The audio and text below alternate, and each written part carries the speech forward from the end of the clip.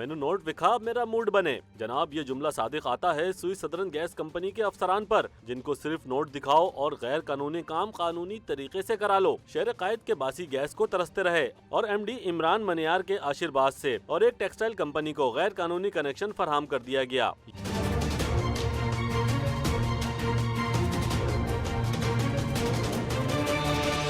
کراچی بھر میں غیر قانونی تعمیرات اور قبضہ کی گئی جگہوں پر بھی ایس ایس جی سی کے حکام لاکھوں روپے بھتہ لے کر کنیکشن فراہم کر دیتے ہیں، جبکہ قانونی کنیکشن کے لیے کوئی شہری اپلائی کرے تو پابندی کا بہانہ کر دیا جاتا ہے۔ پرائم نیوز کی تحقیقات کے مطابق سائٹ صنعتی ایریا کے پلاٹ نمبر D115 پر گزشتہ ماہ سوئی گیس کمپنی کے افسران کی ملی بھگت سے بڑے ٹیکنیکل انداز میں ایک نیا کنیکشن فراہم کر دیا گیا۔ ذرائع کا کہنا ہے ٹیکسٹائل فیکٹری کو نئے کنیکشن کی فراہمی کی باقاعدہ اپروول ایم ڈی کی جانب سے دی گئی تھی اور اس غیر قانونی کنیکشن کی وجہ سے کمپنی کو 50 لاکھ سے زائد کا نقصان پہنچایا گیا۔ ذرائع کے مطابق کنیکشن کی فراہمی میں D S department, distribution department اور جی ایم سائٹ بھی اپنا حصہ وصول کر کے خاموش ہو گئے تھے۔